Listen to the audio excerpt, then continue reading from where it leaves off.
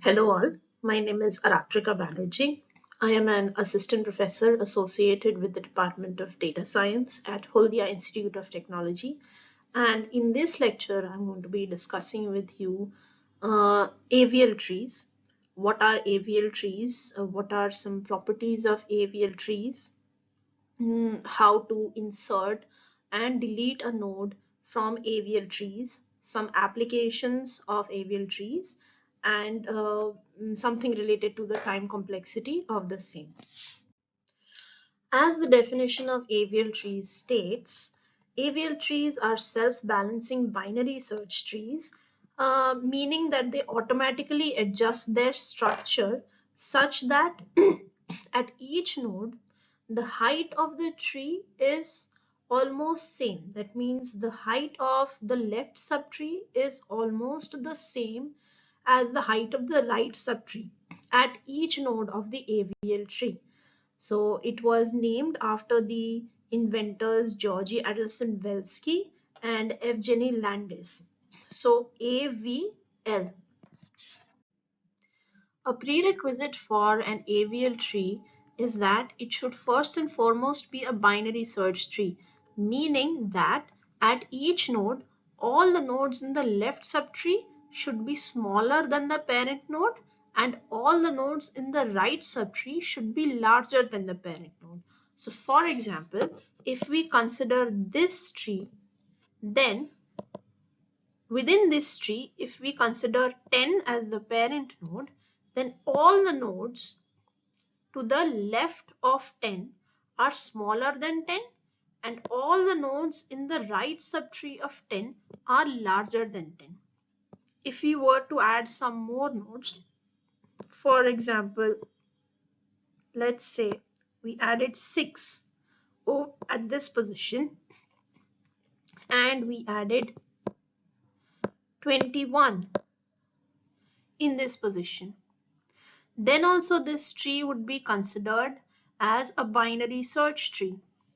And this property should be satisfied at each node of the tree.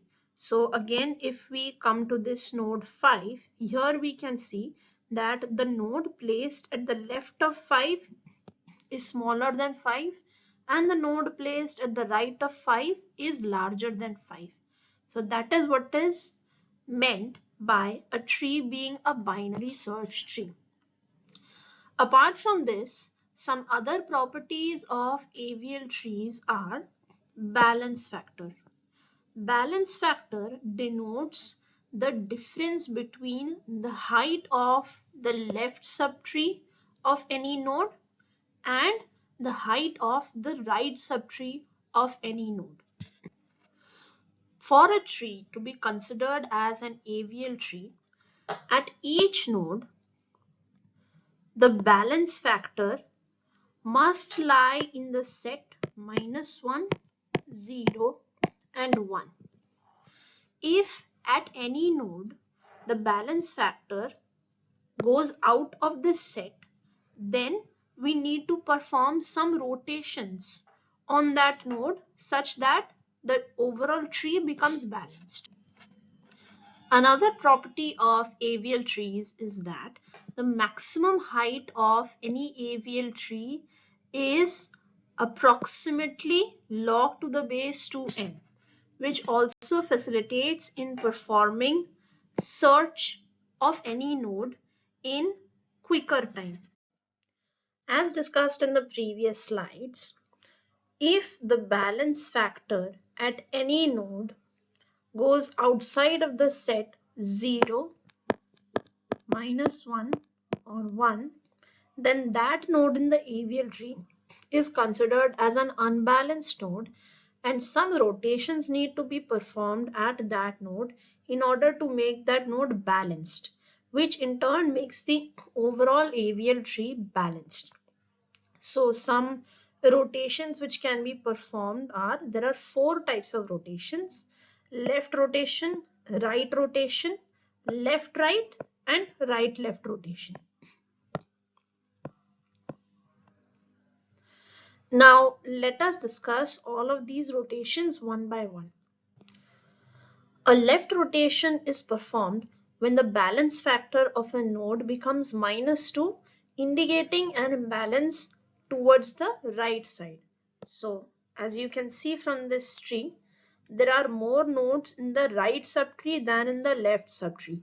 So, if we calculate the balance factor of node 6, then the height of this node's left subtree is 0, and the height of right subtree of this node is 2. So 0 minus 2 is -2, which indicates an imbalance towards the right. Now, how to solve this imbalance? By rotating the unbalanced node towards the left. How do we rotate the unbalanced node towards the left? By sort of pulling it towards the left. Now, imagine these nodes are connected by a ball and socket joint. Okay, so as you pull this 6 towards the left, imagine this 5 going upwards. So after completing the left rotation, this tree is going to look something like this.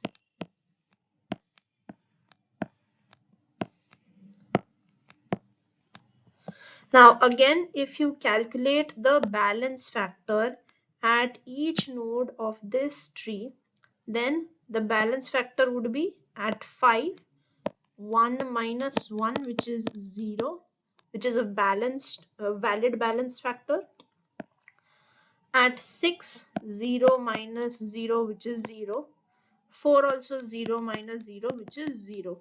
Now, calculating balance factor at leaf nodes becomes redundant because leaf nodes do not have any children. So you only need to calculate the balance factor at the parent node as well as the internal nodes of the AVL tree. Now, coming to the case of right rotation, which is somewhat opposite to that of left rotation. A right rotation is performed when the balance factor of a node becomes 2, indicating an imbalance towards the left direction.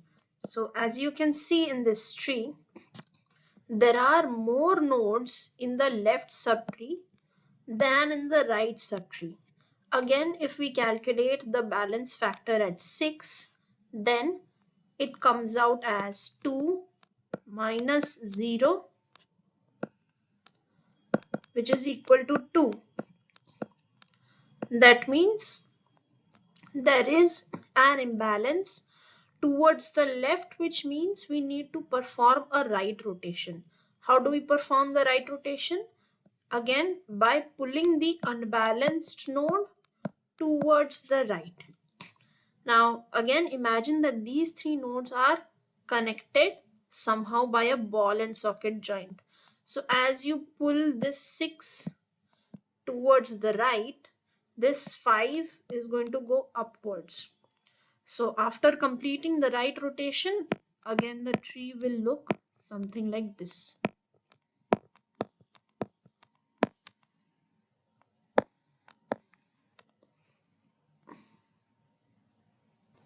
Here again, check whether the prerequisites of the AVL tree are satisfied or not. Prerequisite of AVL tree is, firstly, it has to be a binary search tree. That means nodes in the left subtree should be smaller than the parent node and nodes in the right subtree should be larger than the parent node. Apart from this, the balance factor at each node comes out to be 0, which is a valid balance factor. Double rotations are performed to handle imbalances caused due to more complex insertions in the AVL tree. So, for example, let us consider this tree.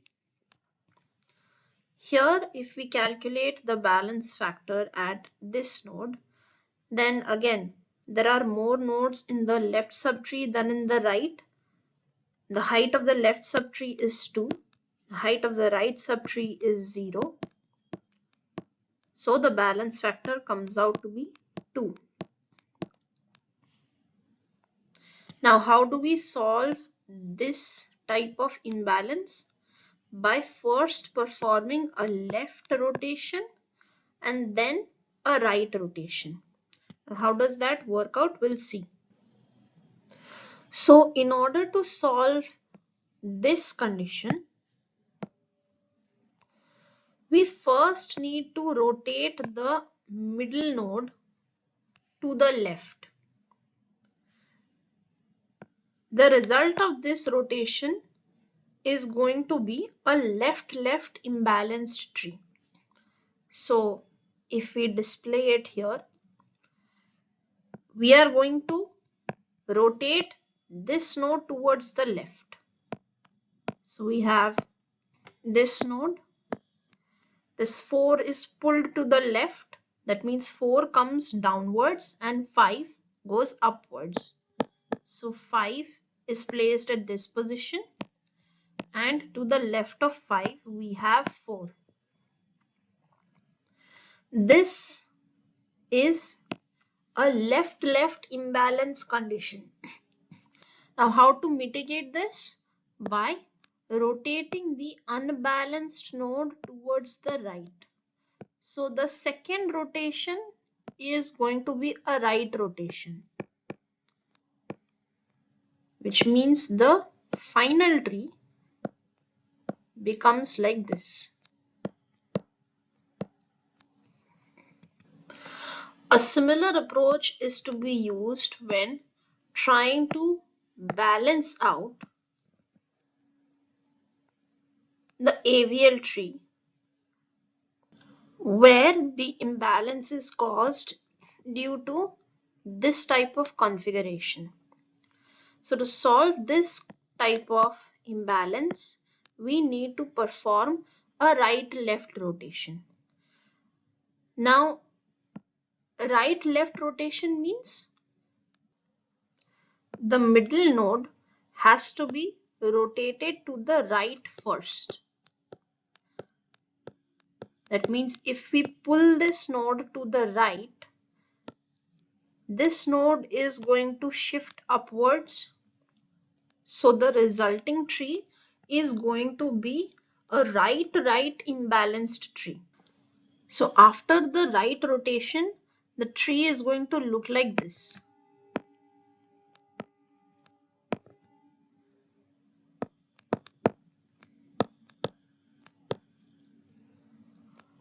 After this, the topmost node needs to be rotated to the left, resulting in this subtree.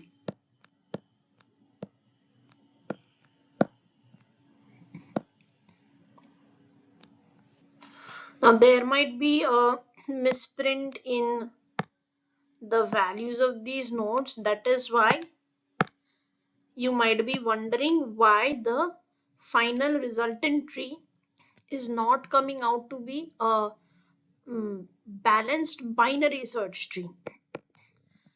Please remember that after performing all the rotations, the first and foremost condition which should be satisfied is that the tree should be a binary search tree.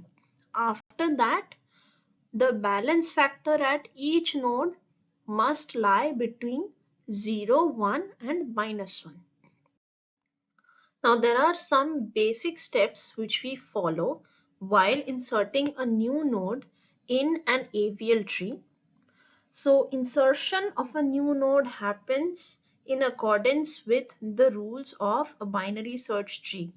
That means a new node is inserted at the leaf level.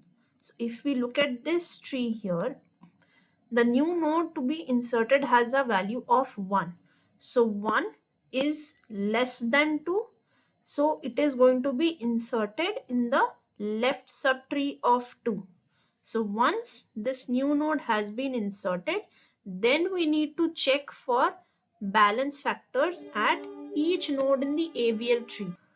So after inserting 1 in this tree, the balance factor at each node is going to be like so. At the node 2, The balance factor is -1. 6 is a leaf node, so we do not need to calculate the balance factor at that level. Let's come to 4. Balance factor is height of left subtree minus height of right subtree, which is 2 minus 1, which is 1. Again, 10 is a leaf node, no need to calculate balance factor. 14 is also a leaf node, no need to check. Then coming to 8, height of left subtree is 3 minus height of right subtree is 1. So 3 minus 1, balance factor is 2. That means the tree has become imbalanced at the node 8. So now we need to perform some steps or some rotations to make the tree balanced at this node. Let's have the previous tree on a fresh slide. So as we had observed, the tree had become unbalanced at this particular node. This node. So the balance factor which we had calculated here was 3 minus 1, which is 2. Now if you notice here, we can find out a left-right imbalance condition. So one of the cases which we discussed was a left-right imbalanced condition. So to solve this type of imbalance, we need to perform a left-right rotation. That means the middle node has to be rotated to the left. After that, the resulting tree would become a left-left imbalanced tree. So let's see how this tree would look like. So as you can see, this portion here has become a left-left imbalanced tree.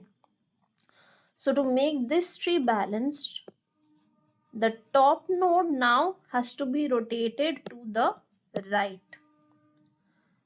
After that, these 3 nodes will become balanced.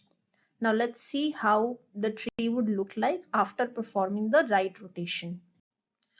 So as we can see, after performing the right rotation, these 3 nodes have become balanced. But the process does not end here. After performing these steps, we again have to check the balance factor at each node in the AVL tree. So again, if we start with this node, the balance factor here is 1 minus 0, which is 1. The balance factor at this node is 2 minus 0, which is 2. So again, the tree has become imbalanced at this node. Now, why did this node become imbalanced? Due to left-left insertions. Now, when this condition arises, we simply have to rotate the topmost node towards the right. That means pull the topmost node towards the right. So the resulting tree, after performing right rotation, would look something like this. So once we have performed the right rotation, again we should check the balance factor at each node. So starting at 2, balance factor at this node is 0. Balance factor at this node is 2 minus 2, which is again 0. Balance factor at this node is 3 minus 2, which is 1. This is again a valid balance factor. Balance factor at node 16 is 1 minus 0, which is 1. So we find that all the nodes in the AVL tree are balanced. That means the entire AVL tree is balanced. Deletion of a node from an AVL tree would also follow a similar approach, which means that whenever we need to remove a node from an AVL tree, we will remove it following the rules of binary search tree. After removing the node, we will check the balance factor at each node.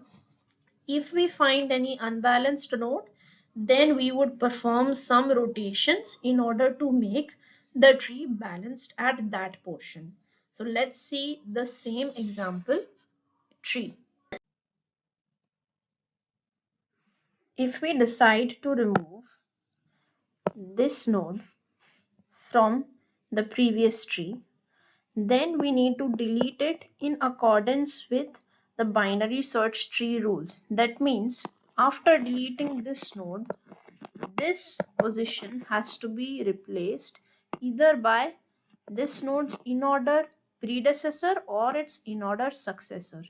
So let's replace 6 with its in-order successor, which is 8 in this case. So after deleting 6, the resultant tree would look something like this.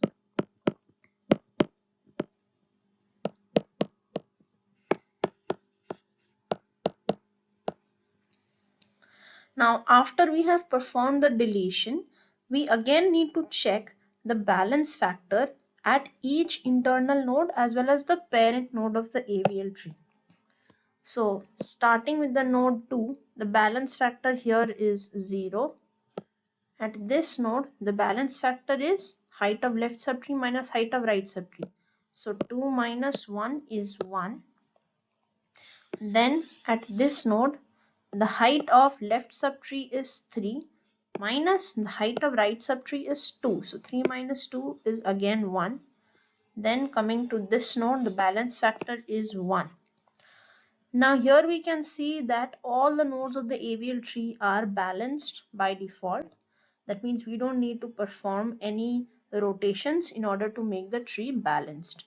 So this is how we perform deletion of a node from an AVL tree. Coming to the asymptotic analysis of AVL trees, an interesting thing to note here is that the worst case time complexity required for insertion, deletion as well as searching operation is O of log n. Why? Because the maximum height of an AVL tree is O or is log to the base 2n. Okay. Now here we have our normal binary search trees. We have a variation of AVL trees called as the red-black trees, which balances itself based on color information. So the nodes are either red or black. Now maintaining this type of tree has a higher overhead than AVL trees due to storage of color information in red-black trees.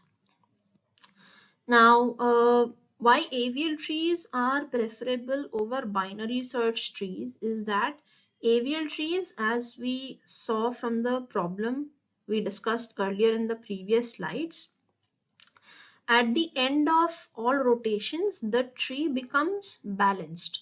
So the difference between the height of the left subtree and the right subtree is always maintained in the set 0, 1 and -1. Whereas in the case of binary search trees, based on the data which is being inserted, the tree can become skewed, okay, which makes the tree unbalanced. So whenever we need to search for a new data, we might have to travel further down the tree, making the time complexity for searching close to n. That means in binary search trees, the worst case time complexity can become linear time complexity. That is why AVL trees are preferred over other types of binary search trees. Some applications of AVL trees are indexing in database systems, searching algorithms, very important application. As we have already seen, the worst case time complexity guaranteed for AVL trees is O of log n, big O of log n. Another application is computational geometry. That means this AVL tree is used to solve graphical problems. Okay. To conclude this lecture on AVL trees, they are a powerful data structure which are optimal for performing various operations such as searching, insertion, as well as deletion. Their self-balancing properties make them ideal for usage in various applications, as it ensures logarithmic time complexity, making them ideal for scenarios demanding quick data access. That is it for this lecture. Thank you for listening very patiently. See you in the next one.